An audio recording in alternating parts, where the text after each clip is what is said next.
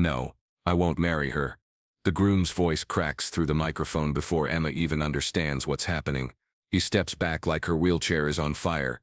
His mother seizes the moment, pointing at Emma as if announcing a crime. A paralyzed girl cannot be part of our family. Gasps explode around them. Guests pull out their phones. Someone laughs. Emma feels her breath lock in her throat, her hands trembling on the wheels she suddenly can't move. The world tilts, her engagement collapsing in front of strangers who record her pain. And just as she thinks she might pass out from the shame, a single father in the crowd takes one determined step forward, changing the direction of her life without saying a word. Emma tightened her grip on the armrest of her wheelchair, forcing her breath to stay steady. The ceremony was over, but the echo of rejection clung to her like a second skin. She had spent years building a life that looked calm from the outside. A modest job that just covered her morning routine that made her feel capable. A stubborn independence she clung to because she hated being seen as fragile. But beneath all of it lived a wound she never talked about. The night of the accident. The night she woke up paralyzed and watched someone she trusted walk away because staying looked too hard. People said she was brave. They didn't know bravery sometimes felt like holding herself together with shaking hands. The groom's family had acted like she was a blessing, offering stability she desperately wanted to believe in. But deep down she had felt their pity long before today. It showed in the way they insisted on helping even when she didn't ask. In the way they praised her for the smallest tasks as if she were a child. She tried to ignore the discomfort because she was tired of carrying life alone. And now she realized they never saw her as a partner, only as a burden waiting to happen. Money was tight. Therapy bills piled up, and exhaustion lived in her bones. The public humiliation didn't just hurt her pride. It reopened the old fear that she was someone people left when life got inconvenient. As she tried to wheel herself toward the exit, her hands slipped. A quiet voice behind her said, "Careful." She looked up and saw the single father who had stepped forward earlier. He didn't stare. He didn't pity. He just observed her with a kind of careful attention she wasn't used to. And for a brief moment, Emma felt seen in a way that made her chest tighten. She wasn't sure yet if that made her hopeful or scared. Emma's phone buzzed before she even reached home. A coworker had sent a link with a short message. "I'm so sorry, this is everywhere." She opened it and felt her stomach twist. The video of her rejection, her frozen face, the groom pulling away, the mother's cruel voice, had already spread across social media. Strangers commented like they owned her story. Some mocked her. Some pitied her. None of them knew her. By the next morning her manager called. "Emma, we need to talk," he said, voice tight. He didn't ask if she was okay. He went straight to the problem. This attention, it could create issues for the company. Clients might feel uncomfortable. Maybe you should take some unpaid time off until things calm down. Unpaid time off. A polite way of saying you're replaceable. When she pushed back, he sighed. "Don't make this harder. We're trying to help you." Help. The word stung. A few hours later she received another message, this time from the groom's family lawyer. They wanted her to sign a statement saying she ended the engagement willingly. They framed it as a way to protect her dignity. When she refused, the groom's mother called her directly. "If you don't cooperate," she warned, "we can show the world the full truth. That you pressured our son, that you hid things about your condition. People will believe us." Emma felt her heart drop. "That's not true." "It doesn't matter," the woman replied. "Perception is everything. Sign the paper." Emma ended the call before her voice cracked. She didn't know he had been watching from a distance, the same man who stepped forward during the ceremony. The single father approached her outside the building, holding his daughter's hand and speaking gently. "I'm sorry," he said. "I shouldn't interrupt, but I saw what happened, and I heard a bit just now. You don't have to face this alone." Emma stiffened. She had learned to distrust sudden kindness. "I don't know you." "You don't," he admitted, "but I know what it looks like when someone tries to rewrite the truth. I've dealt with legal threats before. If you want help, I can guide you." She hesitated, torn between fear and the exhaustion of fighting alone. "I don't want to cause trouble for anyone," she whispered. His answer was quiet but firm. "Sometimes the real trouble is letting people walk over you." Emma looked down at her trembling hands. For the first time since the ceremony, she didn't feel completely alone. But trusting him came with its own weight, and she wasn't sure she was ready for what that choice would mean.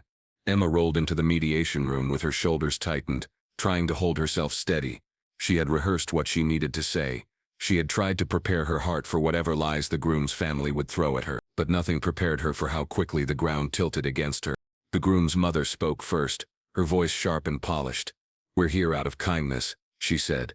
"We want to resolve this peacefully, but Emma has been twisting the story to make us look cruel." Emma's breath caught. "That's not true," the groom interrupted. "You made everything dramatic.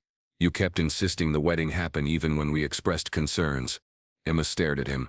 "You told me you loved me. You said the chair didn't matter." His jaw twitched. "I never promised anything." That small sentence cut deeper than all the whispers online. The mediator, an older man with a clipped tone, raised a hand. "Let's keep this civil. Emma, perhaps you should let them explain fully." Explain fully meant erase the truth. The groom's mother continued, leaning in like she owned the narrative. "She pressured my son emotionally. She played the victim to guilt him into staying. And now she's using that wheelchair to make us look heartless online." Emma felt her face flush. "I never posted anything. I didn't ask anyone to record anything." The mediator didn't look at her. "Regardless, the video is public. We're trying to reach a solution that protects everyone's dignity." Dignity. Another word that only applied to the people standing, never the one sitting. The single dad cleared his throat. "With all due respect, she's being blamed for an incident she didn't create. The video went viral because people saw what actually happened." The groom's father scoffed. "And who are you? Her lawyer?" "No," he replied calmly. "Just someone who watched the truth." Laughter rolled lightly across the table. Emma shrank inside. The mediator sighed. "This is a private family matter. Outsiders shouldn't be involved." The groom's mother slid a document forward. "Emma, sign this. Admit the engagement ended by mutual agreement. No blame. No legal trouble. You'll be free of this mess." Emma's throat tightened. "So I'm the mess?" "We're giving you a chance to walk away gracefully," the woman replied. The room blurred for a moment. Emma clenched her fingers against her wheels to steady herself. "I won't lie," she whispered. The mediator leaned toward her, lowering his voice as if speaking to a fragile child. "Think carefully. This could spare you more embarrassment." Embarrassment. Like she hadn't drowned in enough of it already. The groom shifted impatiently. "Just sign it, Emma. No one is attacking you. We just want peace." Peace at the price of her dignity. The single dad stepped closer. "She doesn't owe you a false story." The groom snapped. "Mind your own business. Someone has to care about what's fair," he replied. The tension thickened, but it didn't change the room's power dynamics. Emma suddenly felt small again, like the girl who had woken up after her accident, and realized the person she loved had already walked out the door. She pushed the paper away. "I'm not signing." The groom's mother exhaled sharply, gathering the document as if handling something dirty. "Then you leave us no choice." The meeting ended with stiff faces and cold words. Emma wheeled out quietly, her chest heavy, her confidence scraped raw. When they reached the hallway, the single dad spoke softly. "You did the right thing." Emma stared ahead, voice barely steady. "Then why does it feel like I just lost again?" He didn't answer immediately. Instead, he walked beside her at her pace, slow, steady, unhurried. And somehow that small act kept her from collapsing completely. Emma tried to leave the building quickly, but the hallways were crowded. People rushed past her without slowing down, cutting in front of her wheelchair, letting doors swing shut before she reached them. She was used to it, but today it felt heavier, like every careless shoulder brushing by confirmed the same message. You don't belong in anyone's way. She tried to maneuver around a group blocking the path, but her wheel jammed against a chair someone had left in the middle of the hallway. Her hands slipped again. She muttered under her breath, "Not now, please. Hold on." The single dad stepped beside her, gently shifting the chair out of the way. He didn't try to take control of her wheelchair. He didn't lean down to grab the handles. He simply cleared the space, then walked a half step behind her so she could move freely. That tiny act, respectful, quiet, not overbearing, made her blink. "You don't have to help," she said. "I know," he replied. "But I saw you were struggling. And people should pay more attention." People never did. Not even those closest to her. Before she could respond, his daughter appeared, holding a small stuffed rabbit by its ear. She couldn't have been older than 7. The girl looked up at Emma with curious eyes.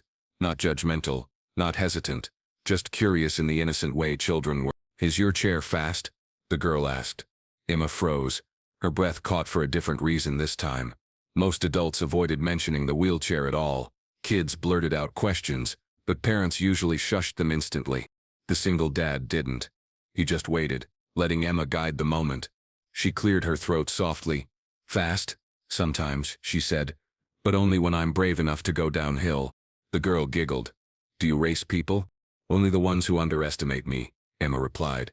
Something in her voice surprised her, light, almost playful. The girl stepped closer. Can I ask another question? Does the chair hurt? Emma shook her head. Not the chair. My legs don't hurt either, they just don't work anymore. Oh. The girl processed that with a serious little nod. My grandma's hands don't work sometimes. She says it's annoying. Emma smiled gently. Yeah, it can be annoying. The single dad watched silently, his expression warm but never pitying. He didn't rush his daughter. He didn't apologize for her curiosity. He let the moment breathe. Emma realized she wasn't used to that either. The girl pointed at her stuffed rabbit. Maybe he can ride with you. She placed the rabbit carefully on Emma's knee like offering a gift without strings attached. Emma laughed, a small, quiet sound she didn't know she still had in her. He looks braver than me. No, the girl said. You're really brave. Emma felt something tighten in her chest. Not painfully, more like something long-locked shifting open. The single dad finally spoke. She's honest, sometimes too honest. I like honest, Emma said softly. They started walking again. Well, she rolled and he matched her pace without making a show of it. His daughter skipped ahead, humming to herself, the rabbit now safely cradled in Emma's lap. Emma felt an unfamiliar warmth. It wasn't romantic, not yet. It wasn't dependency. It wasn't gratitude. It was something she hadn't felt in a long time. The simple comfort of being treated like a whole person. She glanced at him. Thank you for sticking around today. He shrugged lightly. Some moments shouldn't be faced alone. Emma didn't have an answer. She could only feel the truth of it settling deep inside her, quiet, fragile but real. She wasn't sure what this connection meant yet. But for the first time since the humiliation, her guarded heart shifted. Just enough to let something unexpected through. Emma didn't expect to see him again the next day, but he was already waiting outside the community center when she arrived for her follow-up meeting. He leaned against a bench with his daughter beside him, the thussed rabbit tucked under her arm. When he noticed Emma, he straightened and lifted a hand in a small greeting, not too eager, not intrusive, just present. You came again, Emma said, careful not to let too much emotion slip into her voice. I figured you'd have another long day, he replied. Didn't want you dealing with it alone. Alone, a word that had shaped too much of her life. His daughter waved. Morning. I brought your rabbit back. Emma smiled. He survived the night? He said he likes adventures. The girl said seriously. Emma laughed before she could stop herself. As they walked toward the entrance, Emma glanced at him. You don't have to keep doing this. I know, he said. Then why? He hesitated, not because he didn't know the answer, but because he wasn't sure how much to share. After a moment, he exhaled quietly. 'Cause I've seen that look before. What look? The one you had when they rejected you at the ceremony, he said softly. The look of someone holding themselves together because falling apart feels too dangerous. Emma froze for a moment. The words hit something deep, something she rarely admitted to anyone. She swallowed. You don't know what that feels like. He didn't react defensively. He didn't argue. He simply lowered his voice. I do, actually. They stepped aside near a quiet corner. His daughter hummed softly, distracted with her rabbit, leaving them their moment. Emma steadied herself. What happened? He rubbed the back of his neck, a gesture both tired and honest. My wife. She was sick for years, a kind of illness that changes everything in a home. Some days she couldn't walk, some days she couldn't even lift her arms, and I watched people treat her like she was fading away instead of still here. Emma felt her breath catch. He continued. I cared for her until the end. Not because I'm some hero, but because she mattered. And she deserved dignity even when others pretended she didn't. Emma's throat tightened. She didn't know what to say. No one had ever spoken to her about dignity like it was a right she didn't have to earn. He added quietly, the way your body froze at that ceremony, the way you tried not to cry in front of everyone. My wife had that look too sometimes. It broke my heart every time. Emma finally met his eyes. So you stepped forward because I reminded you of her. Partly, he said, but also because no one should suffer humiliation like that alone. That truth cracked something open inside her. She had spent years believing vulnerability made her less appealing, less lovable, less worthy. She had spent years thinking strong meant silent. But here was someone telling her strength sometimes meant letting others stand beside you. She looked down at her hands. I didn't know anyone noticed. Most people only see the chair. "I didn't see the chair first," he said. "I saw you." It was a simple statement, but it hit her harder than the cruelty at the ceremony. Because it felt honest, not flattery, not pity, not charity. Honest. Emma's voice wavered. "I'm not used to people talking to me like I'm normal." He shook his head. "You're not normal, Emma. You're surviving. That's harder." She almost laughed. "That's not a compliment. It is to me." Something warm spread through her chest. His daughter tugged on Emma's sleeve then, holding up the rabbit. "He wants to stay with you today." Emma accepted the toy gently. "Thank you." The single dad smiled at his daughter, then back at Emma. "She doesn't give her rabbit to everyone." Emma nodded slowly. "I can tell." Their eyes met again, steady, real, human. Not romantic yet, not dramatic, just an understanding shared by two people who knew what it felt like to hide pain behind practiced smiles. For the first time, Emma felt a quiet shift inside her. Maybe vulnerability didn't make her unworthy. Maybe it made her human. And maybe it was the beginning of something she never expected. Emma woke up the next morning to hundreds of notifications. Her heart thudded as she scrolled through them. Comments, tags, angry messages, and a video that had already been shared thousands of times. The groom's family had leaked it. Except it wasn't the real video. It was edited, cut, rearranged, twisted. In the new version, Emma looked cold, demanding, almost threatening. Snippets of her words were stitched together to sound like she had pressured the groom into marriage. Every moment of her pain had been turned into a weapon against her. One comment read, "She used her chair to guilt him into staying. Disgusting." Another said, "She planned the humiliation to get sympathy." Emma's throat tightened. She felt her chest hollow out. She had been humiliated once by truth. Now she was being destroyed by lies. Her phone buzzed with an incoming call. The single dad. She answered with a shaky breath. "Have you seen it?" "Yes," he said. "I'm coming over." "No." Her voice cracked. "Don't. Please don't. Emma, I can't let you get dragged into this." He paused, then spoke more softly. "I'm already in it, and I'm not going anywhere." But a second voice echoed faintly on his end. His supervisor. "Mark, we need you inside, now." Emma stiffened. She had never heard his name said with that tone. Urgent, tense, worried. "What's happening?" she whispered. He lowered his voice. "My workplace saw the video. They think being connected to you might damage public trust. They want me to step back." Emma's stomach dropped. "Because of me?" "No. Because they're cowards," he said. But she heard the fatigue in his voice. The pressure. The cost. She closed her eyes. "Mark, your daughter, your job, you can't risk all that. Not for me." "I'm not risking anything," he said. But he didn't sound convinced. His supervisor's voice pressed again. "Mark, now." Emma forced herself to breathe. "Go," she whispered. "Please." He hesitated. "I'll call you later." The line clicked. Emma sat there, motionless. Her fingers trembled against her phone. The weight of everything, the video, the comments, the public's hatred, pressed down until her shoulders curved inward. She tried to wheel herself to the kitchen, but halfway across the room she stopped. Her hands wouldn't move. Her breath wouldn't steady.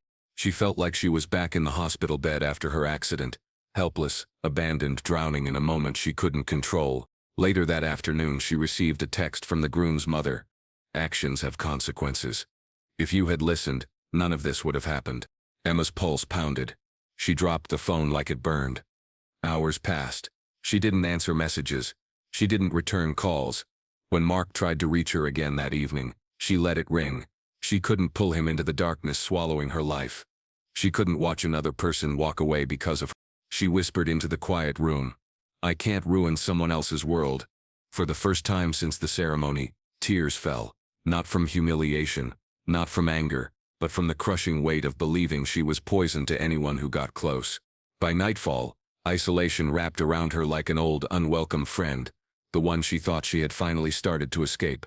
She sat alone, the stuffed rabbit still resting on her table, staring at her with a softness she didn't feel she deserved. And for the first time in weeks, Emma wondered if she even had the strength left to fight at all. Emma didn't plan on going.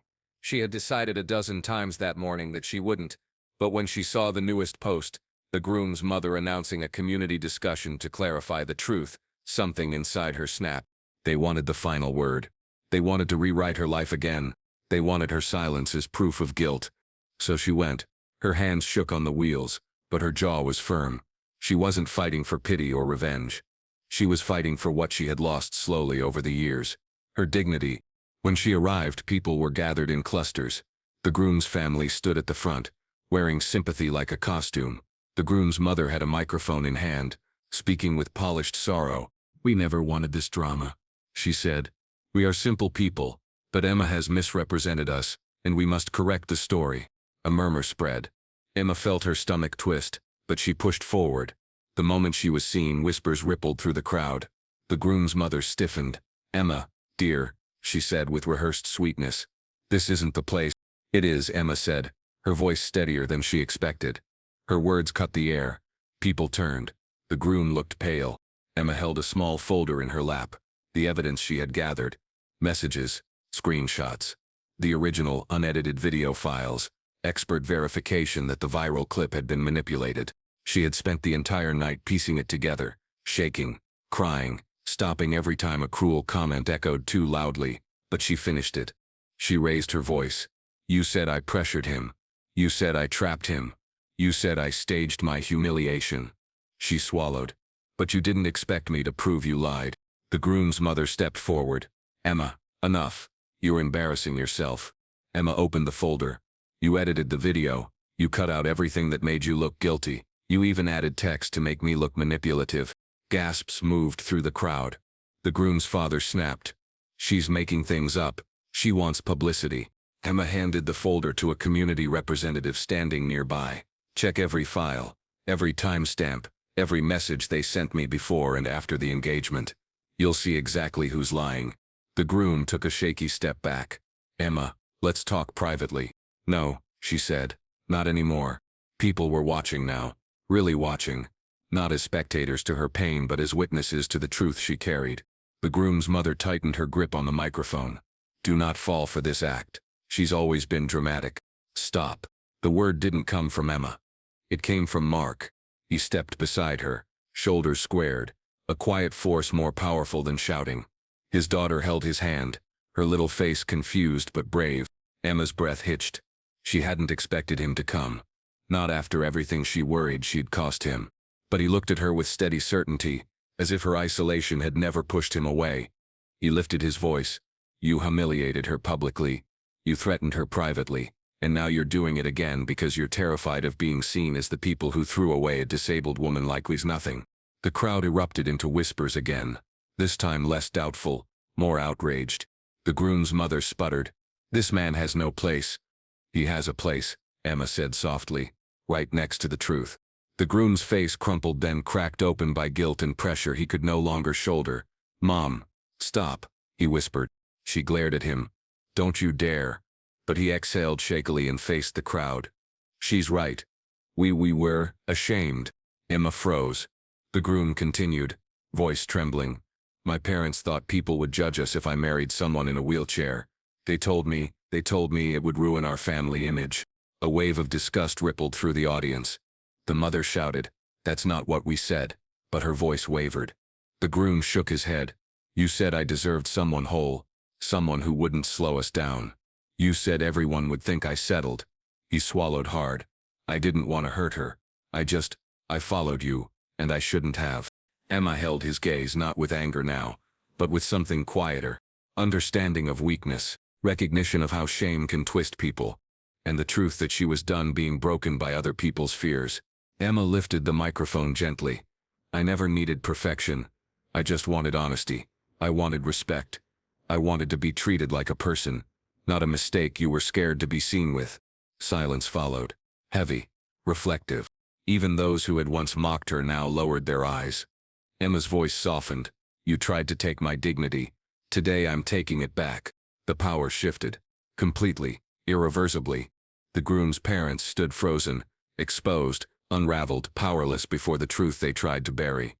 And as Emma exhaled, her shoulders relaxed for the first time in weeks. Mark's hand brushed her arm, not claiming her, not rescuing her, just reminding her she wasn't alone in this moment. The truth was out. But what came next? She wasn't ready to face it just yet. In the weeks that followed, Emma felt something shift inside her, something small at first, almost fragile but real. The scandal slowly faded from people's feeds, then from their conversation. What stayed was the moment she reclaimed her voice, a moment that replayed in her mind not with pain but with quiet strength. She began therapy again, this time not to fix herself, but to rebuild from a place of dignity. Her therapist noticed it immediately. "You sound lighter," she said. "Not lighter," Emma replied. "Just me."